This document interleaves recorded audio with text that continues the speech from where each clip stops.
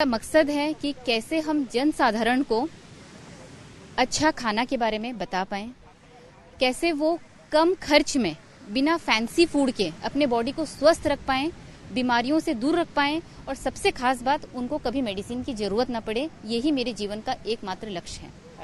Madam, अभी इतना heat चल रहा है, हीट के दौरान क्या कुछ खाना चाहिए?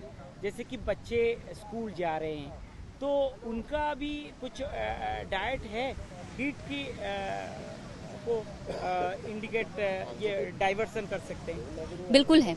से देखिए, हीट बहुत ज्यादा पड़ रहा है तो हमारा बॉडी से हाइड्रेशन लेवल कम हो जाता है, मतलब कि पानी की मात्रा कम हो जाती है और इसके साथ हमारा पसीना निकलता है। जब पसीना निकलता है तो हमारे शरीर से इलेक्ट्रोलाइट्स जाते हैं। तो हमें दो खास बातों का ध्यान रखना है कि हम पानी का मात्रा को बैलेंस करें और इलेक्ट्रोलाइट्स को बैलेंस करें। वो कैसे करेंगे? हम कुछ खास चीजों को अपने खाना में इंक्लूड करना चाहिए और कुछ चीजों को एक्सक्लूड करना चाहिए। पहले हम बात करते हैं क्या एक्सक्लूड करना चाहिए। बहुत चीनी वाला चीज एक्सक्लूड करना चाहिए क्योंकि पसीना से कभी चीनी नहीं निकलता है। तो हम क्या करते हैं, बहुत ग्लूकोज पानी पीते हैं या बहुत चीनी डालकर कोई भी पानी शरबत बनाकर पीते हैं, तो वो हमें अवॉइड करना चाहिए। अदरवाइज उससे फेंट होने की चांसेस बढ़ जाती है। दूसरा, जब आप बहुत गर्मी में हैं तो बहुत चिल्ड पानी आप मत पीजिए। अगर आप बहुत चिल्ड पानी पीते हैं तो आपका बॉडी का टेम्परेचर ज्यादा है और एकदम कम टेम्परेचर का पानी पीते हैं, चिल्ड पानी पीते हैं तो टेम्परेचर क्रैश होगा, जिससे आपको सरद गर्म या इसी से रिलेटेड बीमारी होने का चांसेस है। अब बात करते हैं कि एक्चुअली आपको क्या लेना चाहिए। नींबू का पानी आप ले सकते हैं। आप पानी में नींबू को डाल दीजिए और उसको थोड़ी देर के लिए छोड़ दीजिए और उसके बाद आप उस पानी को पीजिए।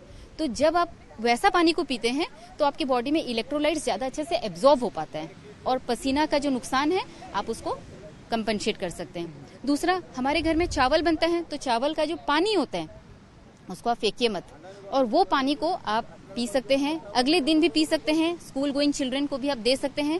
आप उसमें नमक और नींबू डालकर भी बच्चे को दे सकते हैं। जिसको पखाल कहते हैं, पूरा सही बोले। पखाल का पानी जो होता है जिसको मांड बोलते हैं, उसको हमको फेंकना नहीं है। वो न्यूट्रिशन का भंडार है, वो बहुत ज्यादा पौष्टिक है। चावल का सब गुण उसमें आ गया है। आप आगे उड़िया अस्मिता के ऊपर आगे। बिल्कुल, हमारे जो यहाँ एम्स के डॉक्टर हैं वो डॉक्टर ने प्रूफ किया है कि pakhal is the one of the most nutritious food.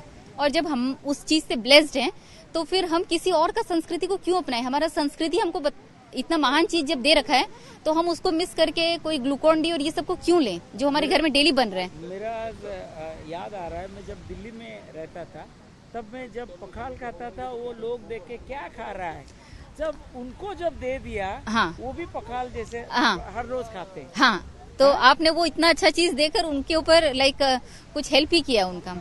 और क्या दे सकते हैं? गर्मियों के दिन में दूध अक्सर फट जाता है बहुत जल्दी, तो आपको वो दूध को फेंकना नहीं है। वो दूध का जो पानी है उसको साइंस में वे वाटर बोला जाता है, उसको वे वाटर बोला जाता है। वो वे वाटर आप अपने बच्चों को दे सकते हैं। वो हाइड्रेशन है, उसमें इलेक्ट्रोलाइट्स है और उसमें प्रोटीन भी है, क्योंकि हमको ये ध्यान रखना पड़ेगा स्कूल गोइंग चिल्ड्रन को प्रोटीन का बहुत ज्यादा रिक्वायरमेंट है। ये करते हैं कि जब दूध फट गया है तो उसको फेंक देना चाहिए, वो अनहाइजेनिक है। बिल्कुल नहीं है, अलग बात कर रहे हैं। बिल्कुल नहीं। देखिए, जब दूध फटता है वो क्यों फटता है? उसमें माइक्रो ऑर्गेनिजम्स बढ़ जाते हैं। माइक्रो ऑर्गेनिज्म जब एक लेवल के बाद बढ़ जाते हैं तो वो स्मेली हो जाते हैं। बट हमारी संस्कृति ये बताती है कि जब आप उसको गर्म करते हैं तो उसमें छेना भाग अलग हो जाता है और पानी भाग अलग हो जाता है। ये दोनों ही यूजफुल हैं। छेना भाग को आप हाई प्रोटीन डाइट के लिए यूज कर सकते हैं और जो वे वाटर है उसको आप हाइड्रेशन, इलेक्ट्रोलाइट्स ये सब के लिए यूज कर सकते हैं और गर्मी में हमको इसी का ही जरूरत है। सबसे बड़ी बात है बच्चे तो अगर आप एक ग्लास पानी भी देते हैं, 250 ml भी अगर आप उनको देते हैं तो आप आराम से उनको 3 से 4 ग्राम प्रोटीन दे रहे हैं। तो और हमको क्या चाहिए? इसके साथ साथ अगर आप वे वाटर देते हैं तो अगर बच्चों को पतला झाड़ा जिसको हम बोलते हैं वो होने से भी आप बचा सकते हैं।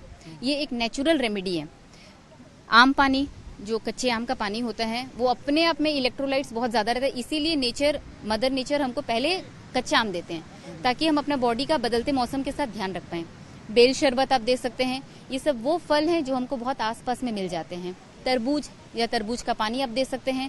अगर फलों का मिश्रित पानी है, जो हमारे लोकल फल हैं जो हमारे घर के आसपास उगते हैं, जैसे कि सीजनल फ्रूट जो है, ताल जो है वो हमारे पेट को काफी हद तक ठंडा रखते हैं।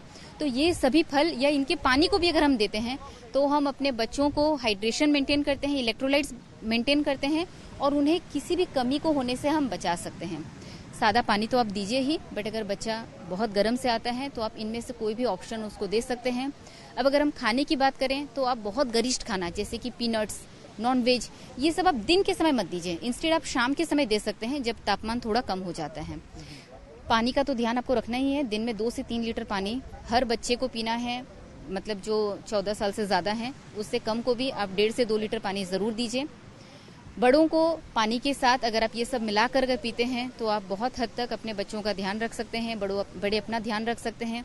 खाना में आप बहुत गरिष्ठ खाना नहीं खाकर जो सत्तू पानी होता है या चावल का पानी होता है, ये सबको आप इंक्लूड कर सकते हैं। अगर आपका बहुत एक्टिविटी ज़्यादा है, जैसे कि आप मान लीजिए जिम जाते हैं या लेबर वर्क इस टाइप से करते हैं, तो आप सत्तू वाटर भी ले सकते हैं। लेकिन गर्मी में सत्तू वाटर कभी कभी बहुत गर्म कर जाता है शरीर को, उस समय आप पुदीना का पत्ता यूज करके ही सत्तू का पानी बनाइए। ठीक है। थोड़ा कुछ टिप्स, सबसे बड़ी टिप्स है पूरा दिन से रात तमाम तक तो गर्मी के मौसम में क्या कुछ फाइनल खाना है? अपने दिन की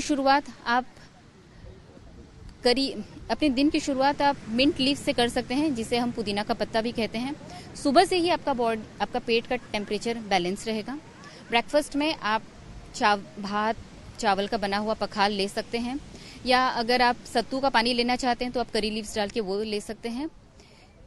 10-11 बजे अगर आपको पेट में ऐसे लग रहा है, बहुत गर्म लग रहा है या बहुत धूप में काम कर रहे हैं, तो आप सब्जा सीड्स, जिसको हम तुलसी का पानी बोलते हैं, आप वो लीजिए। आपका पेट पूरी तरह से ठंडा रहेगा। दोपहर में आप चावल या रोटी या दोनों का मिश्रित कुछ भी कॉम्बिनेशन आप ले सकते हैं। अगर आप चावल लेते हैं तो आपके लिए ज्यादा अच्छा है। अगर आप रागी लेते हैं तो रागी का आप पानी बना कर लीजिए। रागी को कच्चा मतलब रागी का रोटी बना के मत लीजिए। शाम को आप कोई भी इनमें से पानी बना हुआ, जैसे कि आप नींबू पानी या आप ताल का फल आप वो ले सकते हैं। अगर आप बच्चों को दे रहे हैं तो आप ताल का फल के साथ कुछ ड्राई फ्रूट्स मिलाकर भी दे सकते हैं, जैसे चिया सीड्स या सब्जा सीड्स, ये दे सकते हैं। आप चाहें तो बेल शरबत भी दे सकते हैं धूप के वक्त या शाम के वक्त। और रात के वक्त आप रोटी दे सकते हैं, क्योंकि आप 2 बार चावल दे चुके हैं तो आप 1 बार रोटी दे सकते हैं। चौकुली जिसको हम बोलते हैं, चावल का बनता है, वो आप दे सकते हैं। उसमें आप बिरी दाल मिलाकर भी बनाकर दे सकते हैं इस तरह से। और रात में सोते वक्त अगर आप दिन भर बहुत धूप में काम किए हैं तो आप पुदीना का पानी, भिगोया हुआ पुदीना का पानी आप पी के सोइए। आपका रात भर पेट ठंडा रहेगा। इस तरह से आप कड़कती धूप में भी अपने शरीर को स्वस्थ रख सकते हैं और बीमार होने से बचा सकते हैं, और अपने काम को भी धूप के साथ भी अच्छी ताकत के साथ कर सकते हैं।